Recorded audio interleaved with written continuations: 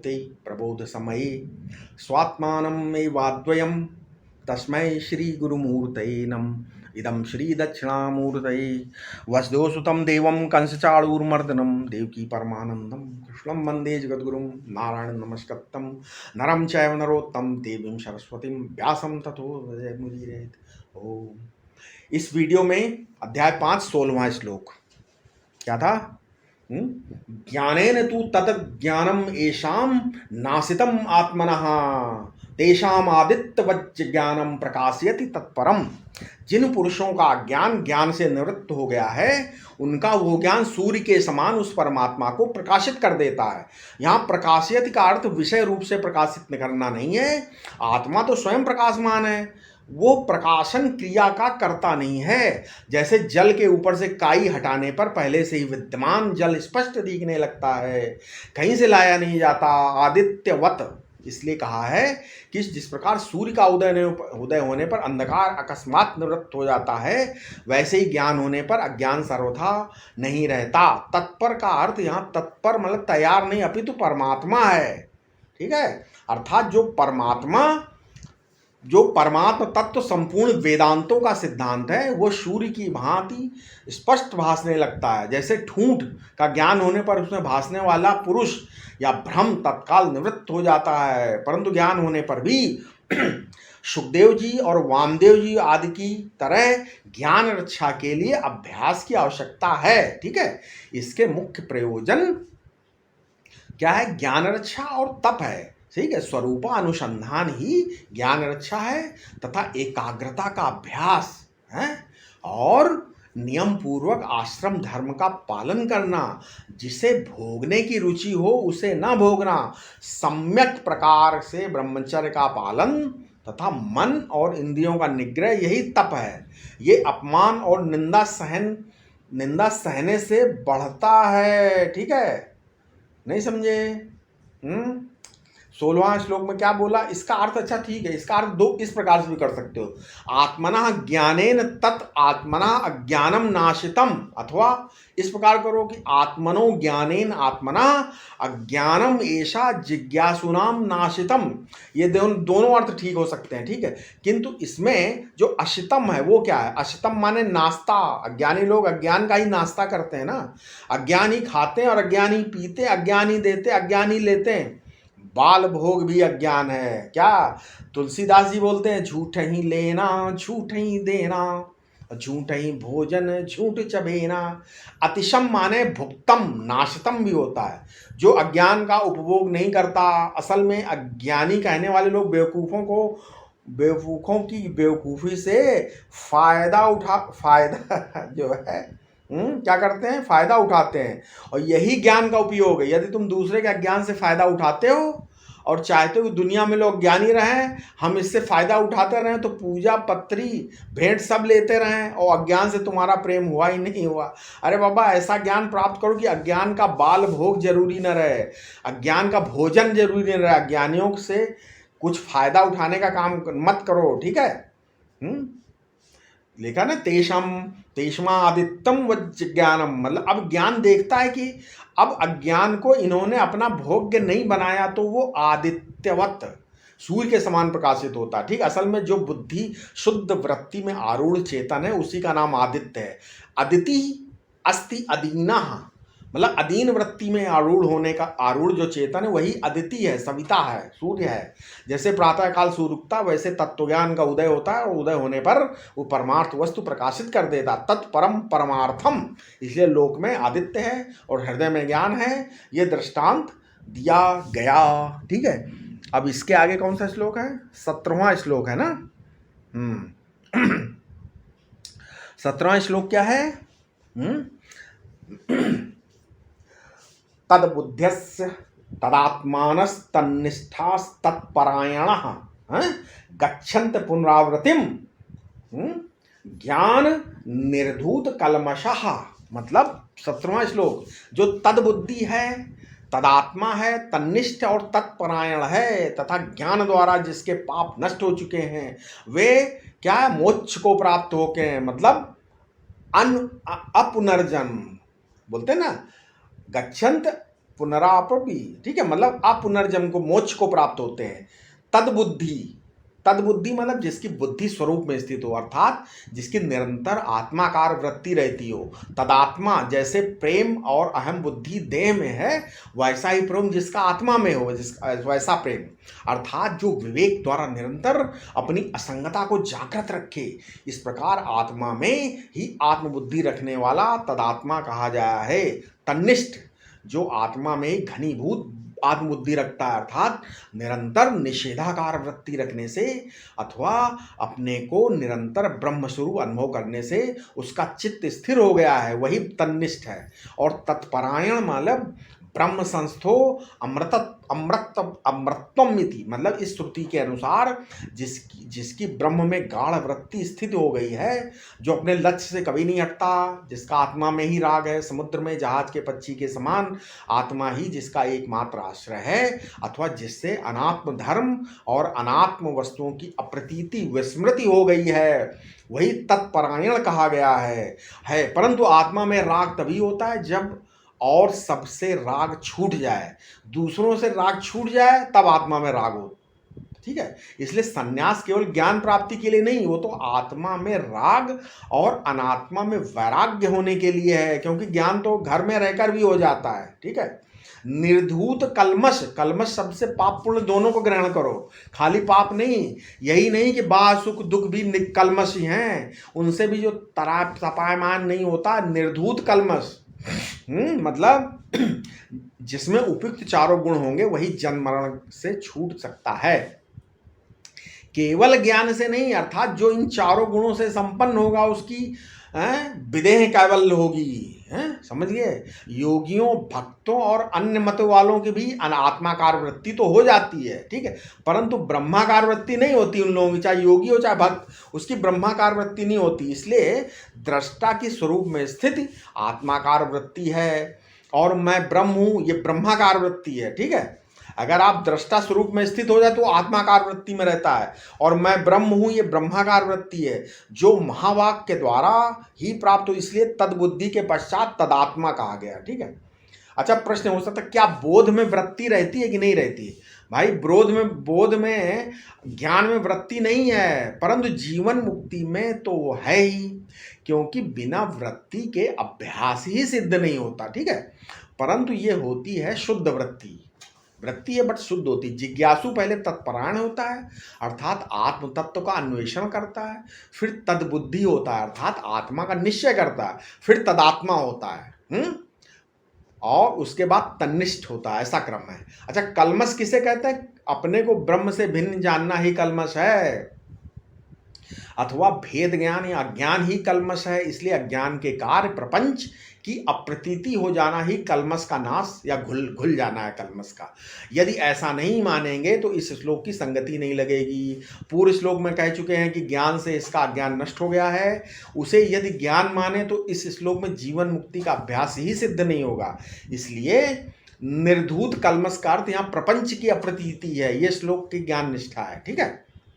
अब प्रश्न एक और होता है कि मान लो ज्ञान होने के पश्चात विदेह कैवल्य, विदेह मुक्ति के लिए अभ्यास का प्रतिपादन क्यों करते हैं, मतलब होना चाहिए कि नहीं, किंतु वो विचार द्वारा अगर ज्ञान हो गया तो मोक्ष तो हो ही जाएगा, फिर अभ्यास करने की क्या आवश्यकता लोग बोलते हैं। भाई शरीर की शांति चेष्टाहीनता और आसन से ही होती है, ठीक है। शरीर शांत हो ही नहीं सकता जब तक आपकी चेष्टाहीनता ना हो या आसन ना हो लगे दृढ़। इच्छा, क्रिया और ज्ञान, इन तीनों का परस्पर संबंध है, समझ गया। इच्छा, क्रिया और ज्ञान, क्रिया रोक दो, रेत देने से आसन प्राणायाम हो जाते हैं, ठीक है। और प्राण की समानता का नाम प्राणायाम है, और चित्त की समानता का नाम समाधि है। तो प्राण की शांति प्राणायाम अथवा शांभवी मुद्रा से होती है, प्राण की समानती शांति। और प्राण शांत होने से मन शांत हो जाता है, और ज्ञान से केवल बुद्धि शांत होती है, क्योंकि फिर कुछ जानना शेष नहीं रहता। परंतु इससे शरीर, मन, वाणी या प्राण की शांति नहीं होती। इसलिए बोध हो जाने के पश्चात भी अभ्यास की आवश्यकता है, केवल ज्ञान से काम नहीं चलेगा भैया। ये देखा जाए कि कार्य कारण का सम्यक विवेक हो जाने पर भी चित्त विषय की ओर आकर्षित होता है, सब जानते हैं, पता है ना। स्त्री का शरीर नहीं, सबको पता है हड्डी मांस का ढांचा है। ये कार्य का ज्ञान है, तथा बोध होने पर ये भी जानते हैं कि ये स्त्री का अत्यंता भाव है। अच्छा, कार्य का ज्ञान हो गया, लेकिन अगर मान लो आपको ज्ञान हो गया तो आपको लगेगा कि ये जो स्त्री धन आदि का अत्यंता भाव हो गया, वो सत्ता शून्य है, ये कारण ज्ञान है। तो भी अगर इन दोनों, अब जान तो लिया आपने, लेकिन बिना अभ्यास के ज्ञान होने से ही कोई काम वासना पर पूर्ण विजय नहीं प्राप्त हो सकता। राग से राग ही कटता है। अतः विषय का राग दूर होने के लिए आत्मा में राग होना परम आवश्यक है, इसलिए अभ्यास की आवश्यकता है। आत्मा दृष्टा है, ये ज्ञान तो बहुतों को हो जाता है, परंतु सब मैं ही हूं ऐसा अनुभव नहीं होता है। ठीक है, मैं सबका दृष्टा हूं, आत्मा दृष्टा है, ये तो हो जाता है, परंतु आखिरी में बचता है सब मैं ही हूं ऐसा अनुभव नहीं होता है।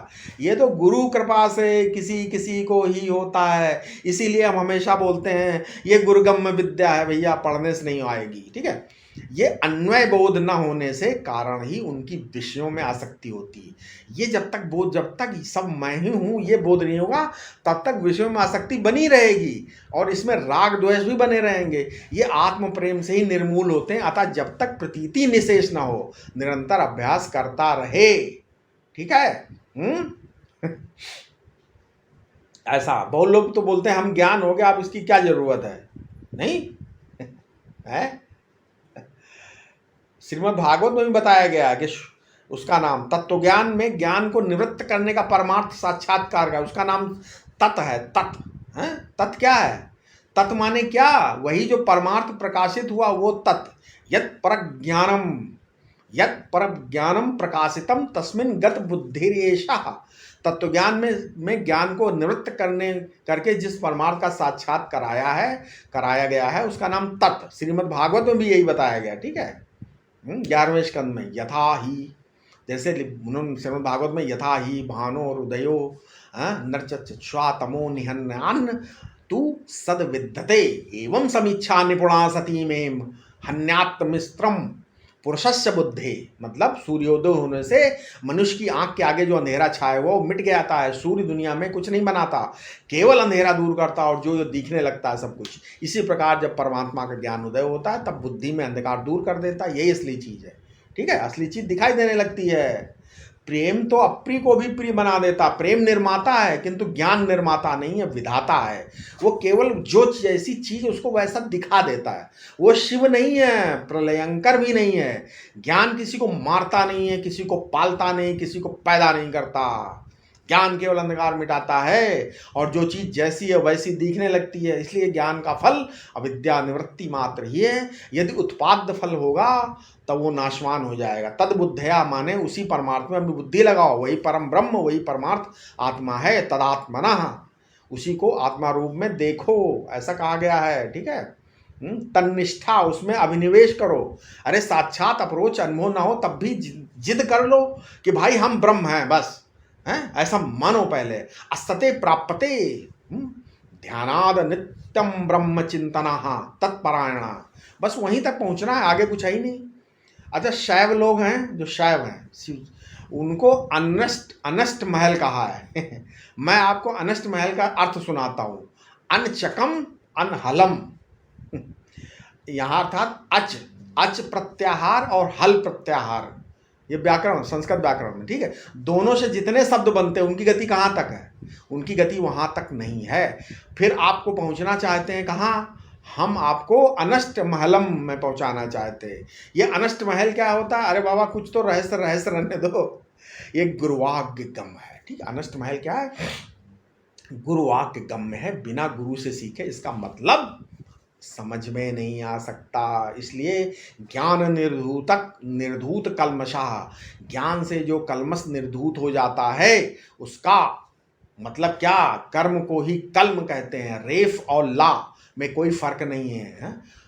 रलयोर अभेदा, मतलब कल्मष माने आखिरी कर्म, अंतिम कर्म। अविद्या रूप जो कल्मष है उसका ज्ञान के द्वारा निर्धूनन हो गया और निर्धूनन होने पर गच्छन्त्य पुनरावृत्तिम, ऐसी गति प्राप्त होती है जहां से लौटना नहीं पड़ता है। तब क्या होता है आगे 18वां श्लोक क्या है? 18वां श्लोक क्या है? विद्या विनय संपन्ने ब्राह्मणे गविहस्तिनी शून्य चैव स्वपाके चा पंडिता समदर्शिनः, विद्या तथा विनय से संपन्न ब्राह्मण में, ठीक है, और तथा गौ, हाथी, कुत्ते और चांडाल में तत्ववेत्ताओं की समान दृष्टि होती है। ठीक है, विद्या मतलब यहाँ पर विद्या का मतलब है संपूर्ण वेद शास्त्रों का अध्ययन तथा उनके अर्थ का ज्ञान विद्या, ऐसा विद्वान भी हो। और विनय मतलब शांति तथा नम्रता आदि से संपन्न हो, ऐसे ब्राह्मण से सभी प्रेम करते हैं। इसी प्रकार गौ और हाथी में भी लोगों का प्रेम होता है, किंतु कुत्ते और चांडाल में लोगों को घृणा होती है। परंतु जिनकी इन सब में राग द्वेष शून्य समान दृष्टि ही तथा चा शब्द हीरा और पत्थर में भी समदृष्टि हो, वही वास्तविक तत्वदर्शी और ब्रह्मज्ञानी है। समझ में आया? अच्छा, अब यहाँ पर है समदर्शी का यही लक्षण है, तो यह कुत्ते और चांडाल आदि का भी पूजन क्यों नहीं करता? अगर बोलता नहीं, वो शास्त्र मर्यादा अनुसार बर्ताव करता है। शास्त्र का नियम ये पूज्य की पूजा न करने से अपूज्य का पूजन करने से पाप होता है। ठीक है, अतः उसका व्यवहार शास्त्रानुकूल होता है। ठीक है, यद्यपि तत्व दृष्टि से वो सबको ब्रह्मरूप देखता है, तथापि सबके साथ व्यवहार को यथा योग्य नहीं प्राप्त होता है। उसका किसी में भी राग या द्वेष नहीं होता। संपूर्ण प्रपंच का बाध करके जो स्वरूप स्थिति है वही समदृष्टि है। समझ में आ गया? अतः उसकी दृष्टि सर्वदा नाम रूपातीत निष्प्रपंच तत्व पर ही रहती है। ऐसा पंडित ही मोक्ष पद प्राप्त कर सकता है। दृष्टि से सबको सम देखता है, परंतु कार्य सर्वदा अविषम रहता है। ब्रह्म सम है और निर्दोष है, अतः तथा संसार विषम है और उसमें आसक्ति होना दोष है। अतः वो समदर्शी तो होता है परंतु समवर्ती नहीं होता, और न समवर्ती होना संभव है। समझ में आया? आगे इसमें अच्छा देखिए, बहुत लोग सपने में कुत्ता, ब्राह्मण, हाथी, गाय सब अलग अलग दिखते हैं। वहाँ ब्राह्मण को नमस्कार भी किया था, हाथी पर चढ़ा भी होता है, कुत्ते को डंडा भी मारा जाता। ठीक है, और चांडाल अछूत हो गया, ऐसे नहीं। ठीक है, तो विद्या विनय की संपदा ही ब्राह्मण को श्रेष्ठ बनाती। नहीं तो जैसे गाय का नाम हो, ऐसे हाथी का नाम, कुत्ते का नाम, ब्राह्मण का भी नाम। बोले कि ब्राह्मणों में मामूली ब्राह्मण नहीं, विद्या विनय संपन्न ब्राह्मण। महाभाष्यकार पतंजलि ने बोला है हैं? लिखा है त्रीणी यस्याव दातानी, अर्थात ब्राह्मण में 3 प्रकार की शुद्धि होनी चाहिए। कौन सी? पहला, एक तो आदि भौतिक शुद्धि हो कि वो ब्राह्मणी से पैदा हो। दूसरा, आदि दैविक शुद्धि हो कि वो गायत्री आदि की उपासना करे। और तीसरा, आध्यात्मिक शुद्धि हो, वो सम दम से संपन्न हो। यदि तीनों गुण हैं तभी वो ब्राह्मण पूजनीय है। यदि ये तीनों बातें ब्राह्मण में नहीं है तो वो श्रेष्ठ ब्राह्मण नहीं है। लेकिन ब्राह्मण के साथ साथ जो गाय, हाथी, कुत्ता और स्वपाक का वर्णन है, वो चांडाल मतलब का वो क्या है? बोले कि भाई वो चतुर्थ भूमिका की बात है। चतुर्थ भूमिका की चर्चा हमारे सिद्धांत में नहीं। ये तत्व की भूमिका नहीं है, चित्त की भूमिका। ये सब भूमिकाएं आभास में ही विराजमान है।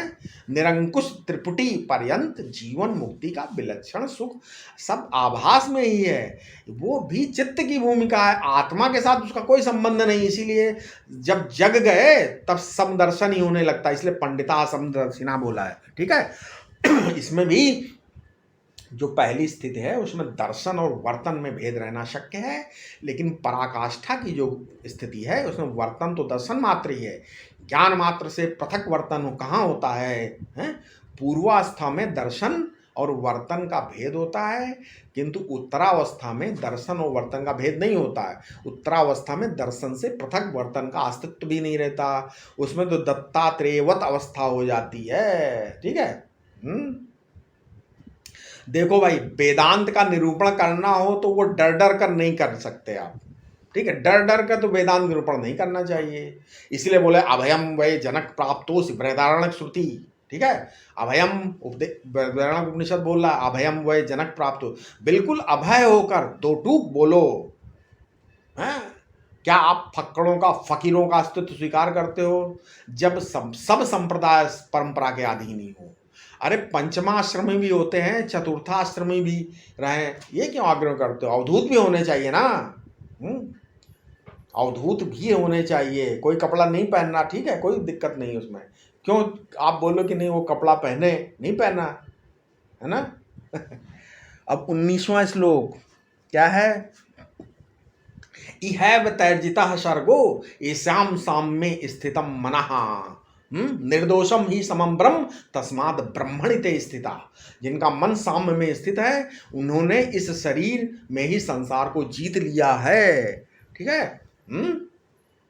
क्योंकि ब्रह्म निर्दोष और सम है, इसलिए वह ब्रह्म में स्थित है। अब यहाँ प्रश्न है कि इस शरीर में ही संसार को जीत लेने का क्या अर्थ हो गया?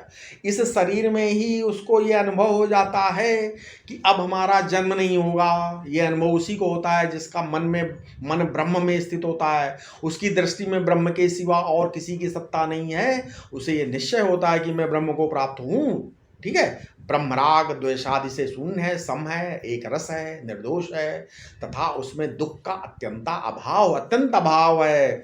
उस सब में स्थित होने के कारण उसके जन्म मरण नहीं होते, तथा अनात्म वस्तु में अभिमान न होने के कारण वो निर्दोष होता है। वो साम्य में अर्थात ब्रह्म में स्थित है। उसमें समदृष्टि और समवृत्ति दोनों होती है। अभ्यास वृत्ति को लेकर होता है और बोध में केवल दृष्टि होती, वृत्ति वहां पर नहीं होती बोध में। ठीक है।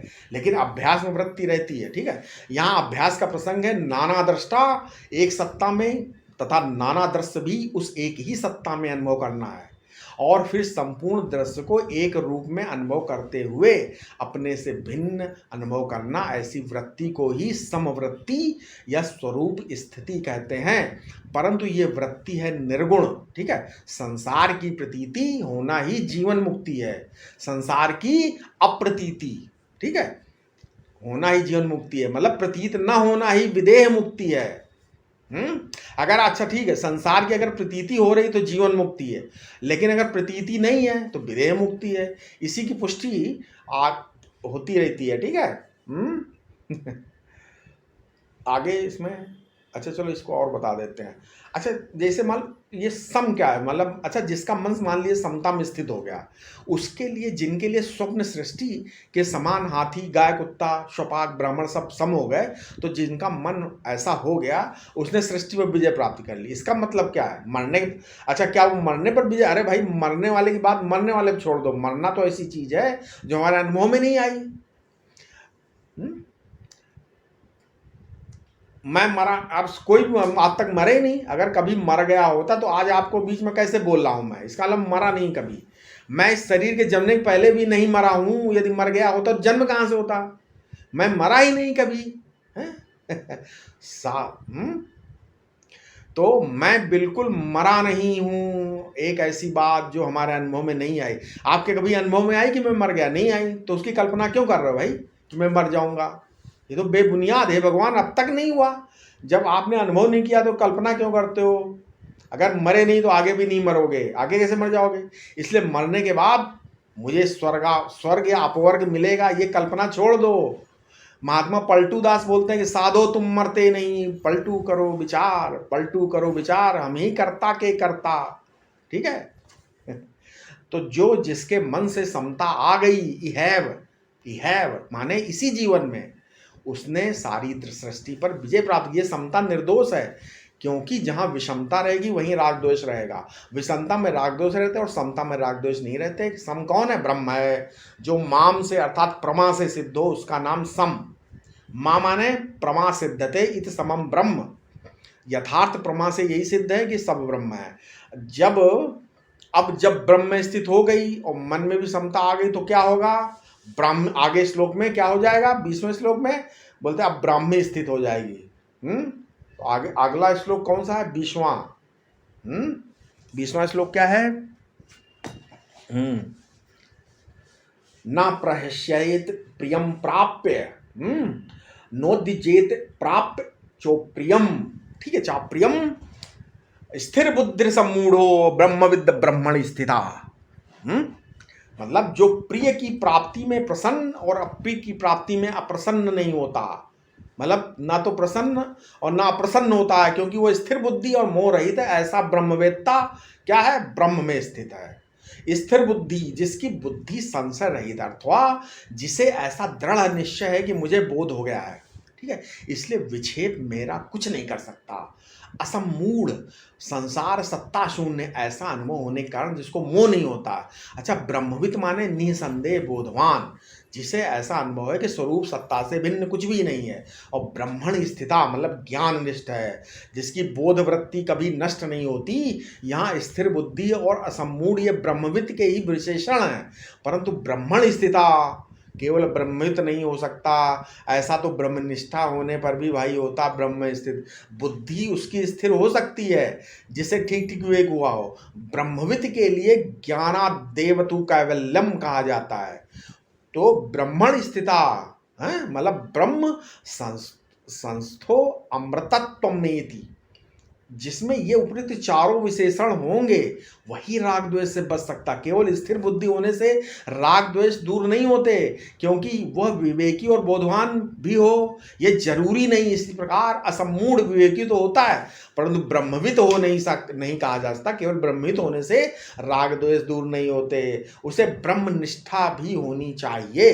ये चारों विशेषण उत्तरोत्तर श्रेष्ठ है। इससे सिद्ध हुआ कि राग द्वेष की निवृत्ति के लिए बोध है, बोध के पश्चात बोधनिष्ठ होना भी परम आवश्यक है। इनमें से भी स्थिर बुद्धि, असमूढ़ और ब्रह्मविद ये तीन लक्षण तो गृहस्थ में हो सकते हैं, परंतु उसके लिए ब्रह्मण स्थिति होना, गृहस्थ आदमी के लिए ब्रह्मण स्थिति होना बड़ी कठिन है। ये मैं अपने मतलब अनुभव से बता रहा हूँ, ठीक है। गृहस्थ में ब्रह्मण स्थिति ज्ञान तो हो जाएगा, ठीक है, स्थिर बुद्धि हो जाएगा, ब्रह्मविद हो जाता, लेकिन ब्रह्मण स्थिता सन्यासी नहीं हो पाता है। बहुत कम लोग तो उसके लिए बहुत कठिन है, बहुत, ठीक है। ब्रह्मण स्थिता गृहस्थ के लिए। ज्ञान और अज्ञान में क्या अंतर है? तो वास्तव में ज्ञान निष्ठा क्या है, ठीक है, क्या हो सकता है? ये बात याद रखो कि ज्ञान निर्विकल्प स्वरूप है और ज्ञान निष्ठा निर्विकल्प अवस्था है। समझ गए? ये समझे? ज्ञान उसका स्वरूप निर्विकल्प है, लेकिन जो ज्ञान निष्ठा है वो एक अवस्था है, निर्विकल्प अवस्था है। दोनों में अंतर यह है कि ज्ञान में तदाकार वृत्ति नहीं रहती और ज्ञान निष्ठा में रहती है, क्योंकि ज्ञान निष्ठा ज्ञानी में होती है और ज्ञानी देह दृष्टि कहा जाता है। ज्ञान तो स्वरूप ही है और जो कुछ है वो स्वरूप ही है, इसका नाम ज्ञान निष्ठा है, ठीक है। ज्ञान निष्ठा का उपदेश जिज्ञासु के लिए है, जिससे जब तक प्रतीति है वो अभ्यास करता रहे। वास्तव में तो ज्ञान का किसी के साथ संबंध नहीं है, और जब संबंध नहीं है तो निष्ठा किसकी किस में होगी, ठीक है। प्रश्न और हो सकता है, जब स्वयं ब्रह्म ही है तो फिर भैया ब्रह्म में उसकी स्थिति क्या होगी? यद्यपि ज्ञान होने पर उसमें किसी अभ्यास की अपेक्षा नहीं है, क्योंकि ज्ञानानदेव तु कैवल्यम इत्यादि स्पष्ट प्रमाण है। तथापि जीवन मुक्त के विलक्षण सुख के लिए अभ्यास किया जाता है, ठीक है। ऐसा सुख जो जीवन मुक्त का विलक्षण सुख लेना है तब तो अभ्यास करना चाहता है। देखो भैया, ये जिंदा ब्रह्मवित्त का वर्णन है, जो जिंदा है, मुर्दे के मत ढूंढो। हैं, बहुत लोगों के मन में ऐसी कमजोरी होती है, मर गए तो ब्रह्मवेत्ता थे और जिंदा है तो ब्रह्मवेत्ता नहीं। ऐसा नहीं भाई, ये कल्पना शास्त्र विरुद्ध है। इस तरह की कल्पना करके तो लोग इतने उपकारी बन गए, कोई ठगा ना जाए, इसलिए वे वेदांत संप्रदाय का ही उच्छेद करना चाहिए। एक बात हम आपको बता देते हैं कि जो अपना सर्वस्व ठगवाने के लिए तैयार नहीं है उसको गुरु का मिलना मुश्किल है, ठीक है। तुम्हारी सारी संपदा ठगी जाए, सारी मान्यता ठगी जाए, तब तुम्हें गुरु मिलेगा। तुम माया ठगनी के बस में होकर ठगे गए हो। तुमने ठग ठग कर सब अपना बनाया है। ये ठगा हुआ माल जब तक फेंकोगे नहीं, जब तक ठगे हुए माल को ठगा नहीं दिलाओगे, तब तक तुम्हें गुरु उरु कुछ नहीं मिलेगा, ठीक है। अरे कोई क्या ठगेगा तुम्हारा? जिससे तुमको वैराग्य है वही ठगेगा ही नहीं।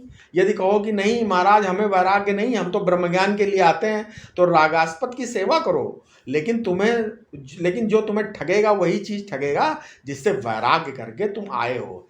हैं, एक कीड़े पतंग से लेकर, एक कीड़े मकोड़े से लेकर ब्रह्मा तक, और एक तृण घास के टुकड़े से लेकर, तृण से तिनके से लेकर प्रकृति पर्वंत में यदि तुमको वैराग्य नहीं तो ब्रह्मज्ञान की इच्छा क्यों करते हो? सीधी बात है, ब्रह्म ज्ञान बहुत दूर है। समझा? तुम विष्ठा करके आए हो कहीं जंगल में, तुमने जान लिया कि वो गंदा है, यदि उसको कोई उठा ले जाए और अपने खेत में डाल दे तो तुम्हारा क्या बिगड़ता है? तुम तो वैराग्य करके आए हो ना, और जिससे वैराग्य करके आए हो उसी से ठगाने में डरते हो। नहीं, तो दो टूक बात यह है कि तुम्हारे पास ठगाने के लिए कुछ है ही नहीं, इसलिए लिखा है न प्रहस्येत प्रियम प्राप्य। तुम्हारे मन की कोई चीज मिल जाए तो हर्ष से फूलो मत, वो हर्ष नहीं है, वो सृजन है। शोथ रोग हो गया तुम्हारे कलेजे में, हर्ष से फूल उठो। इसी तरह नो दुजेत प्राप्य चाप्रियम, अप्रिय मिल गए जाने से उद्विग्न मत हो जाओ, घबराओ मत, सूख मत जाओ। और स्थिर बुद्धि सम्मूढ़ा, बुद्धि को स्थिर रखो, कहीं सम्मूढ़ बनो, अटको मत। ये न मत सोचो कि इसके बिना नहीं रहेंगे। ठीक है, तो ये जो है ऐसा है। अब क्या स्थिर बुद्धि सम्मूढ़ा, इसका तात्पर्य है कि ब्रह्मवेत्ता स्थिर बुद्धि और असम्मूढ़ होता है। असम्मूढ़ माने वो कहीं अटकता नहीं है, ना पत्नी में अटकता है, ना पुत्र में अटकता, ना धन में, ना मकान में, ना मजहब में, ना जाति में, कहीं अटकता नहीं है, कहीं भी उसका अटकाव नहीं है, क्योंकि वो ब्रह्मवेत्ता ब्रह्मनिष्ठ है। ब्रह्मविद ब्रह्मण स्थिता, माने जिसने ब्रह्म को जान लिया वो ब्रह्म ही है। ठीक है।